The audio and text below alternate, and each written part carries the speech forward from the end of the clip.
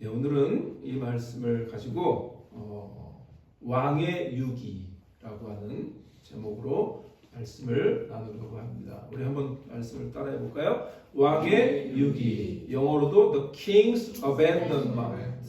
예, 유기는 버림받았다는 뜻이죠. 예, 왕의 유기. 오늘 이제 사순절 5번째 주일인데요. 우리는 이제 이번 한 달 동안 왕의 고난, 왕의 영광 이러한 시리즈로 말씀을 마가복음 15장을 중심으로 해서 말씀을 나누고 있습니다.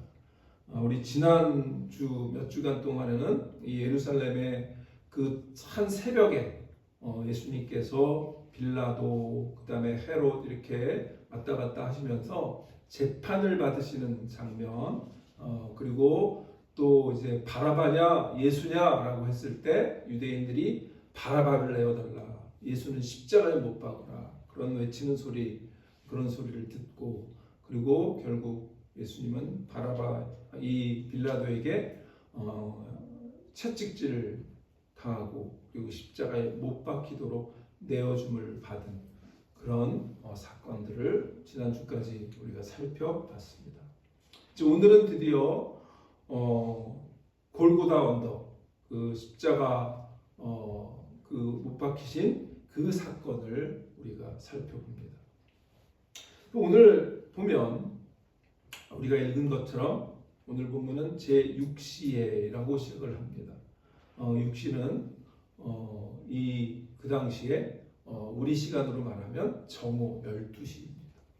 태양이 가장 머리 위에 이글거리는 그런 12시입니다. 근데 그 12시에 아주 기이한 일이 벌어집니다. 그건 뭐냐면 갑자기 하늘의 빛이 사라지고 그리고 컴온 칠흑 같은 그 어둠이, 흑암이 온 땅을 덮는 그런 사건이 벌어집니다. 그리고 그 어둠 속에서 십자가에 달리신 만왕의 왕이신 예수님께서 큰 소리로 절규하시는 소리를 우리가 듣습니다.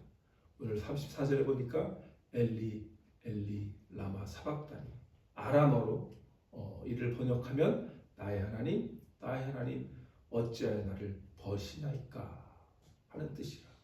그래서 오늘은 이 나를 버리시나이까 라고 하는 말씀, 버림받은 예수님, 유기, 하나님께 유기당하시는, 버림받으시는 그 예수님의 모습을 살펴보면서 오늘 우리에게 그 장면이 어떠한 의미가 있는지 살펴보려고 합니다. 사실 우리가 이제 미국 땅에 살면 가끔 그런 생각을 합니다. 물론 우리의 의지를 가지고 이 미국 땅에 왔지만 어떻게 보면 이 미국 땅에 이렇게 던져진 느낌을 받을 때가 있습니다.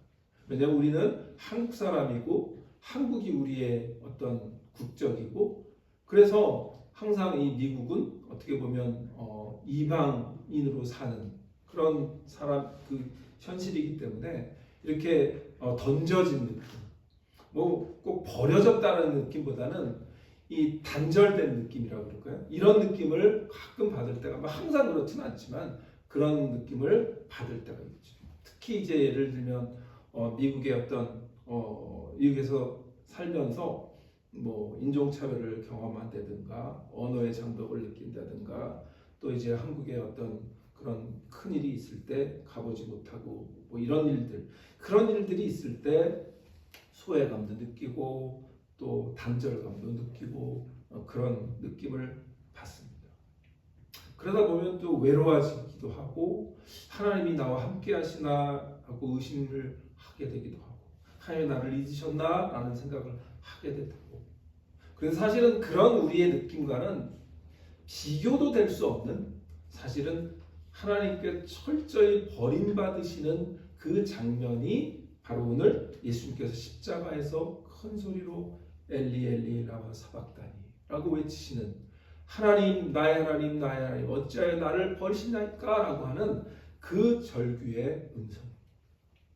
그래서 오늘은 이 본문을 자세히 보면서 특별히 이 십자가의 사건 가운데에 3가지 키워드를 중심으로 해서 오늘 말씀을 이 의미가 구속사적으로 우리를 구원해 준 그 의미가 어떤 의미가 있는지를 살펴보려고 합니다. 그 세 가지 키워드는 어둠, 유기, 큰 소리입니다.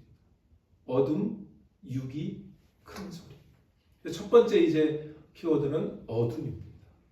이 어둠은 어떤 의미가 있냐면 제 진노를 담당하신 왕이라고 하는 의미가 있습니다. 오늘 아까 우리가 본문을 봤지만 제6시가 되매 온 땅에 어둠이 임하여 제9시까지 계속되더니 이렇게 말씀을 하고 있습니다.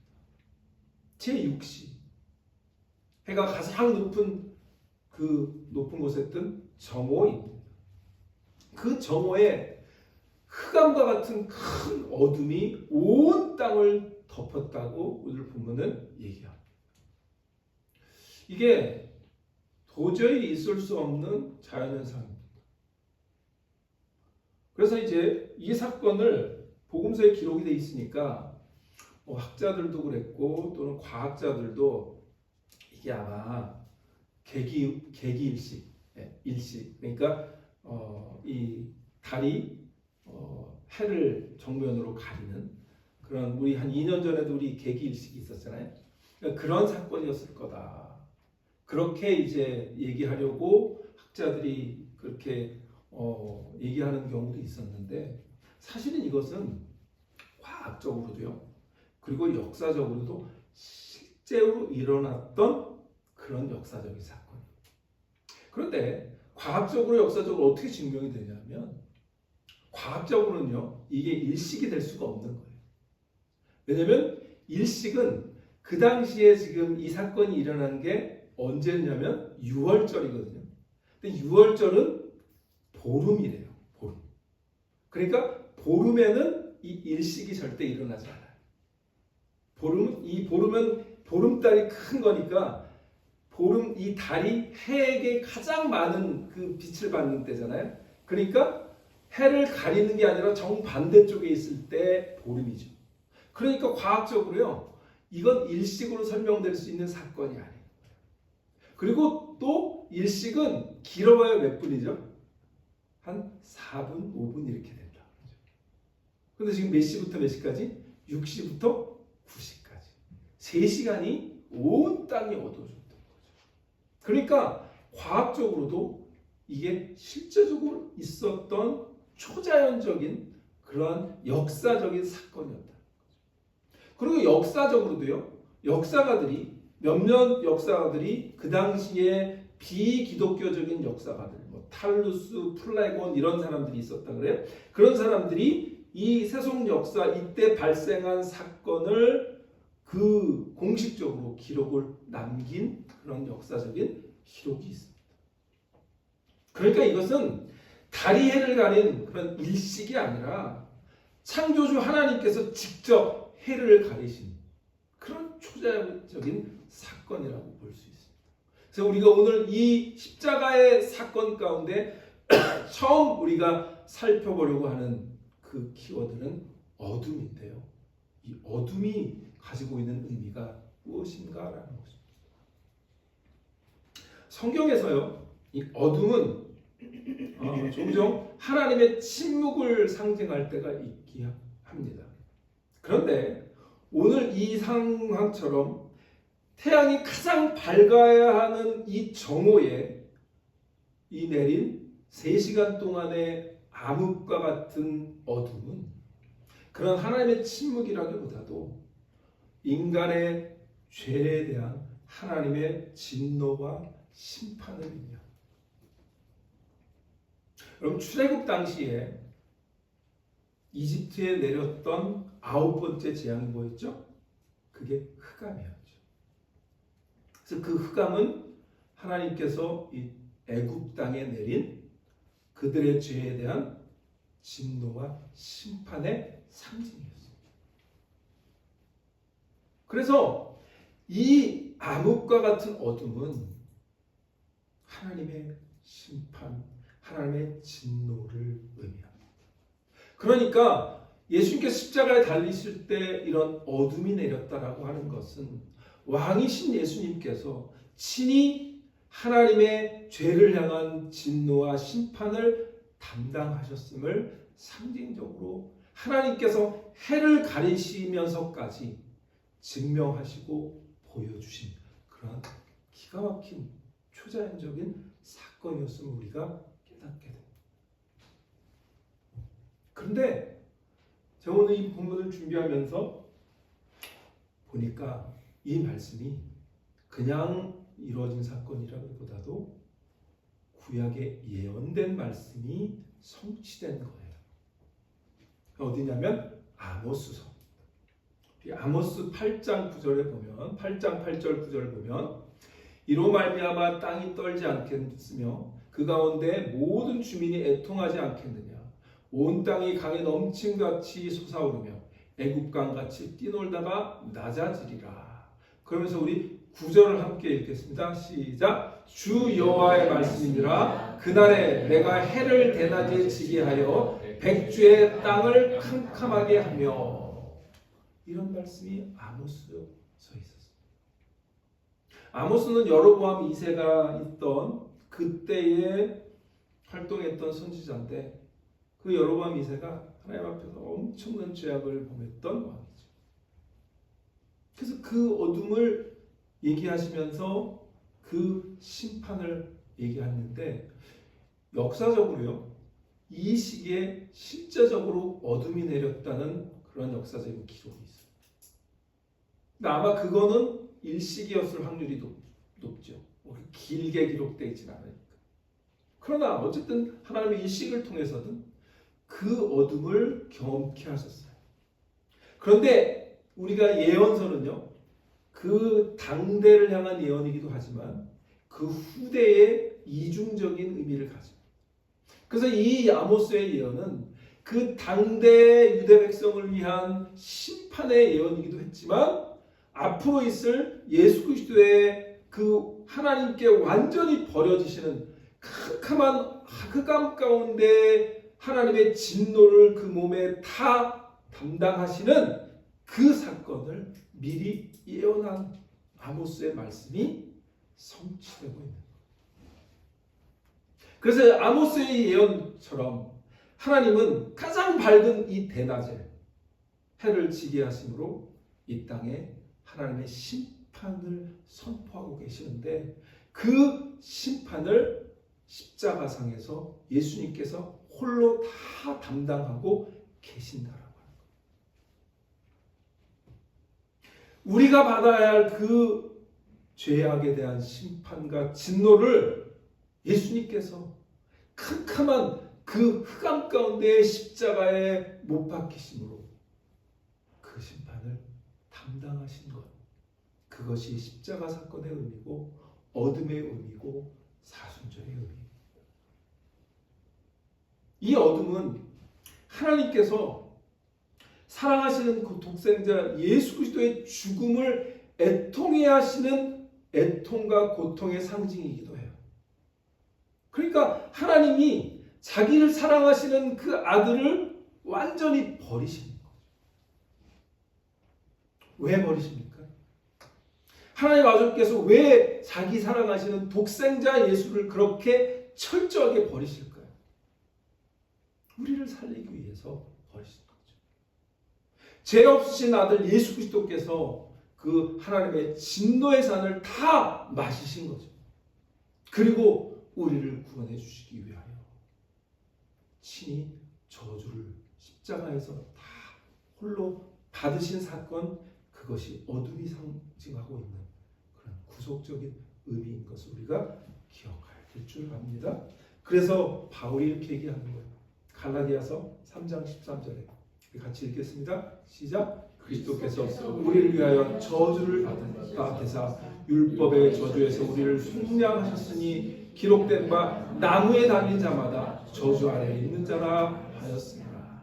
왜 저주를 받아요? 우리를 위하여 우리를 속량하셨습니다. 그렇게 바울은 분명하게 얘기해주고 있습니다. 어둠은 별로 좋은 의미가 아니에요. 그런데 우리가 살면서 이런 어둠을 경험할 때가 있죠. 앞이 캄캄한 것 같은 느낌. 그렇죠? 살면서 이 정오 같은 그런 밝은 대낮에 갑자기 어둠이 찾아온 것 같은 그런 순간들이 가끔 있습니다. 아무것도 생각이 안 나고 아무것도 보이지 않고 뭘 해야 될지 그 순간은 예수님께서 말씀하신 것처럼 어찌하여 나를 버리시나이까 라고 그렇게 하나님께 얘기하고 싶을 그런 상황도 분명히 우리의 삶 가운데는 있을 거예요. 그럴 때 우리는 이 본문을 기억할 때 주님께서 친히 그 어둠 속에서 하나님의 진노와 버려짐을 친히 받으셨기에 우리는 그러한 순간에 삶의 고통이 있을지라도 주님을 기억하고 그리고 오히려 그 캄캄한 앞뒤가 캄캄한 그런 순간이 오히려 하나님이 우리를 버리신 것이 아니라 우리 문제를 해결하시는 그런 열심히 일하고 계시는 증거이신 것을 기억하시고 주님 앞에 나아가서 주님 앞에 우리의 어려움과 어떤 캄캄한 문제들을 주님 앞에 내어놓는 그런 저희가 되시기를 축원합니다. 어둠은 왕이신 하나님께서 하나님의 진노를 담당하신 의미입니다. 두 번째 키워드는 이것입니다. 두 번째 키워드는 유기, 버림받음. 하나님께 버림받으신 왕이라는 것입니다. 오늘 34절 보겠습니다. 34절을 보면 제9시에 아까는 제6시였죠. 그리고 3시간 지났습니다. 캄캄한 어둠이 3시간 동안 계속됐고요. 그리고 3시간 후에 제9시에 예수께서 크게 소리 지르며 엘리 엘리 라마 사박다니.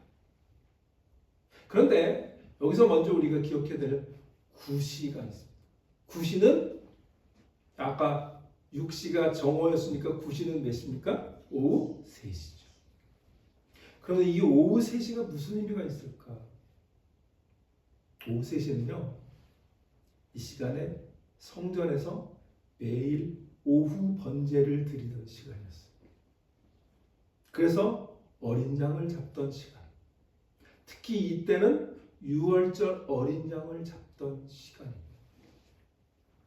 그러니까 구속의 역사적인 의미를 볼 때 주님은 우연히 9시에 돌아가시는 것이 아니라 그 시간에 돌아가시기로 예언되었고 그리고 정확하게 율법이 명시한 그 제사 시간에 맞춰서 우리의 죄를 구속하시기 위해서 어린 양으로 제단 위에 오르신 거죠. 그 제단이 어떤 제단이에요? 십자가라고 하는 제단에 주님께서 제9시에 오르신 거예요. 그리고 그곳에 올라가셔서 큰 소리로 엘리 엘리라 사박다니. 하나님 나의 하나님 어찌하여 나를 버리시나이까. 우리 고단 그림을 보면 아마 이런 장면이었을 거라고 상상이 됩니다. 양옆에 강도가 달려 있고요. 그리고 뒤에 배경 어둠이 깔려 있습니다. 그리고 주님께서 하늘을 바라보시고 큰 소리로 하나님께 나의 하나님 나의 하나님 어찌하여 나를 버리시나이까. 근데 사박다니 엘리 엘리 원래는 이제 아람어로 엘로이 엘로이입니다. 그리고 사박단이라고 하는 말은 아람어로 버려두다, 유기하다 이런 뜻입니다. 그런데요, 예수님은 어떤 분이시죠?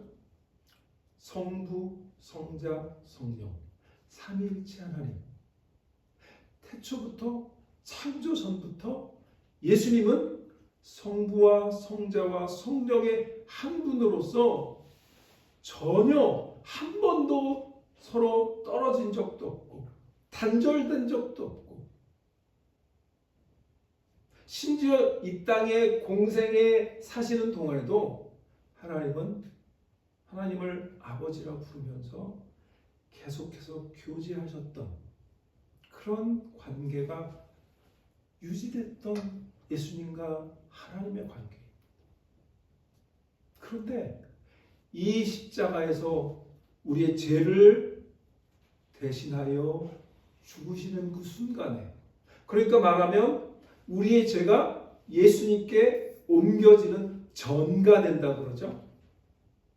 그러니까 우리가 구약의 율법을 보면 어린 양에게 제사장이 모든 백성의 죄를 이렇게 머리에 안수하면서 죄를 전가합니다. 그래서 1년 그 대속죄일에 그 양에게 온 백성의 죄를 다 옮겨버리는 거예요. 그리고 그 양을 잡는 겁니다. 마찬가지로 지금 예수님께서 십자가에 달려 돌아가실 때는 온 인류의 죄가 예수님께 전가되고 있는 거죠. 그런데 그 예수님이 그 모든 죄를 홀로 다 담당하시는 그 순간은 하나님과 완전히 단절되는 순간입니다. 왜냐하면 죄는 하나님과 함께할 수 없기 때문에. 하나님은 그 순간 온전히 예수 그리스도를, 아들이신 그 예수 그리스도를 온전히 버리시는, 유기하시는 것입니다. 그래서 예수님 엘로이 엘로이 라마 사박단이라고 외치는 이 절규는 고통의 절규가 아니라 하나님과 한 번도 떨어지지 않으셨던 그 영적인 친밀감과 하나됨의 그 교제 속, 그 관계를 누리셨던 그 부자관계의 그 풍성한 은혜를 그 순간 완전히 단절되는 고통으로 부르짖고 계시는 거예요. 그리고 예수님은요, 공생에 계시는 동안 하나님 어떻게 부르셨죠? 아바 아버지 부르셨죠. 근데 한번 지금 이 십자가 사건에서 예수님이 하나님 뭐로 부르시죠? 아바 아버지 이렇게 부르시지 않죠. 뭐야? 나의 하나님, 나의 하나님. 약간 먼 느낌이잖아요. 그렇죠? 아버지라는 느낌이 아니에요. 나의 하나님, 나의 하나님. 어찌하여 나를 버리시나요?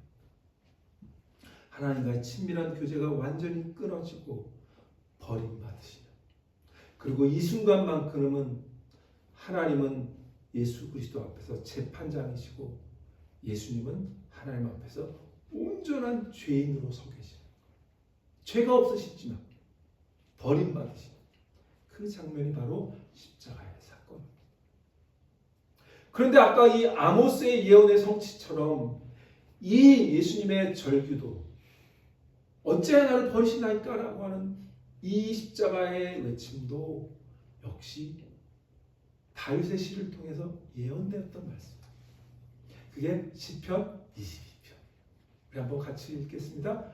시편 20편 1절 2절 시작. 내 하나님이여 내 하나님이여 어찌 나를 버리셨나이까. 어찌 나를 멀리하여 돕지 아니하시오며 내 신음소리를 듣지 아니하셨나이까.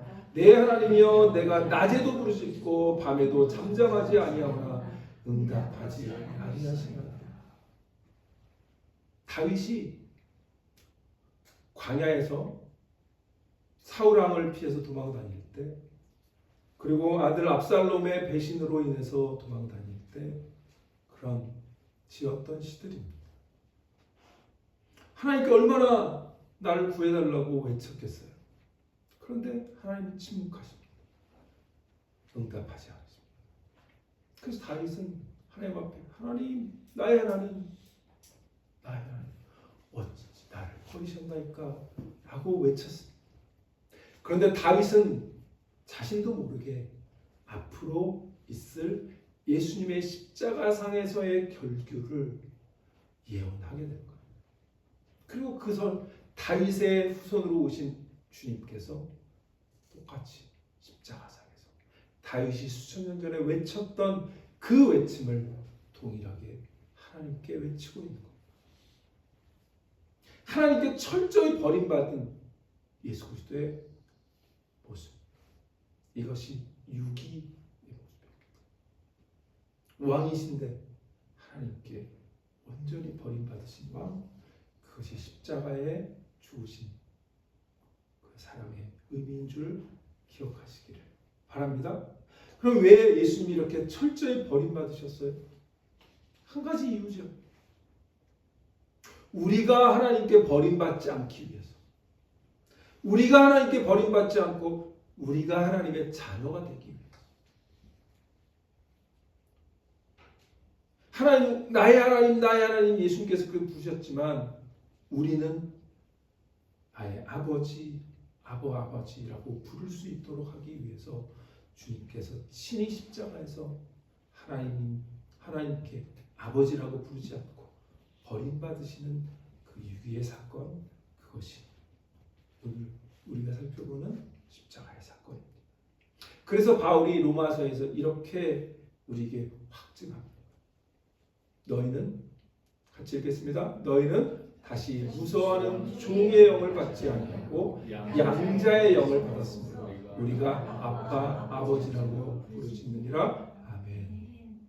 우리가 아바, 아버지라 부르라고 하나님께서 아버지께 완전히 버림받는 그 고통을 감당하신 줄 기억하시기를 바랍니다.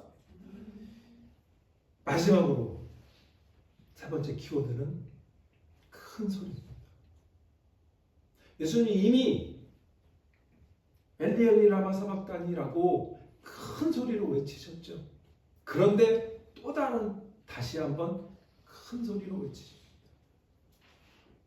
우리 37절에 보면 짧게 이렇게 얘기합니다.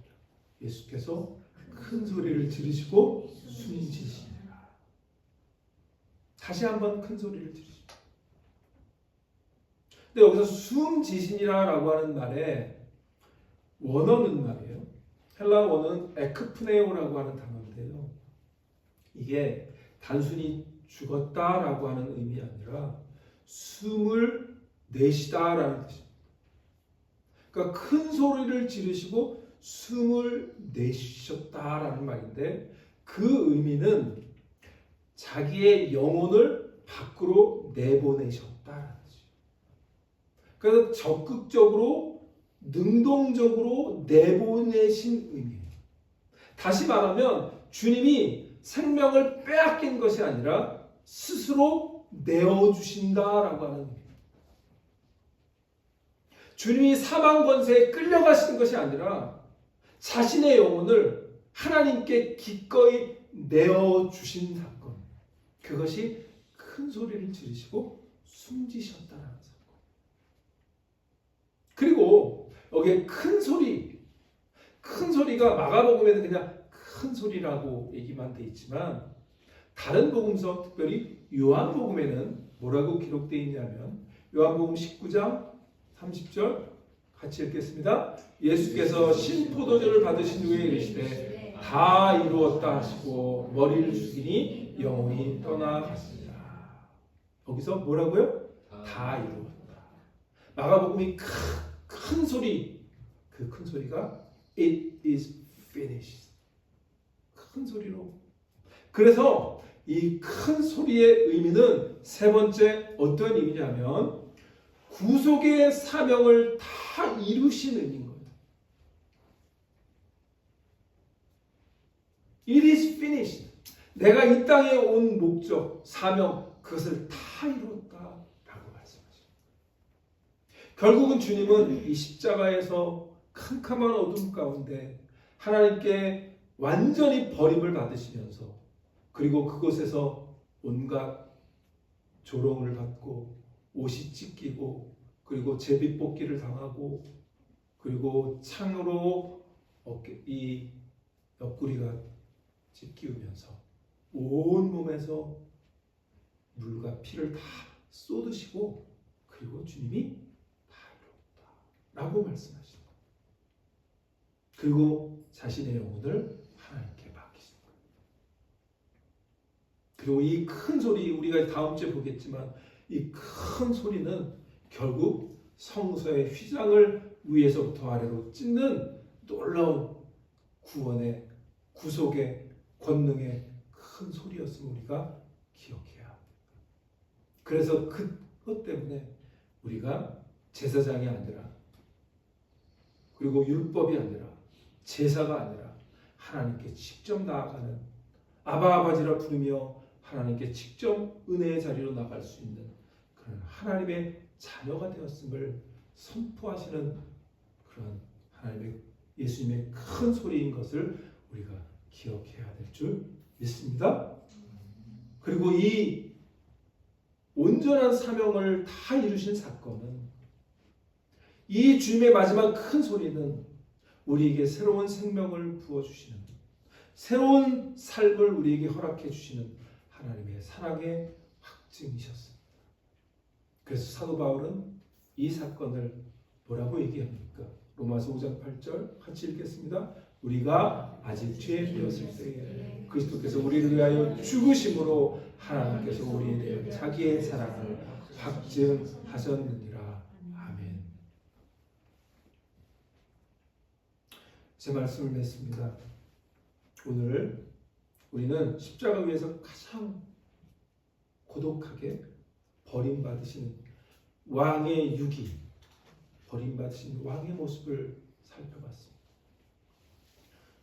가장 밝아야 하는 이 정오에 3시간 동안 캄캄한 흑암의 어둠이 온 땅을 덮었고, 그 가운데 그리고 우리 주님은 십자가에서 큰 소리로 하나님께, 하나님 나를 어찌하여 버리십니까? 라고 외치시면서 철저하게 하나님께 버림받으심으로 우리를 구원하셨고, 그리고 우리를 하나님 자녀 삼으신 그 사건을 우리가 살펴봤습니다.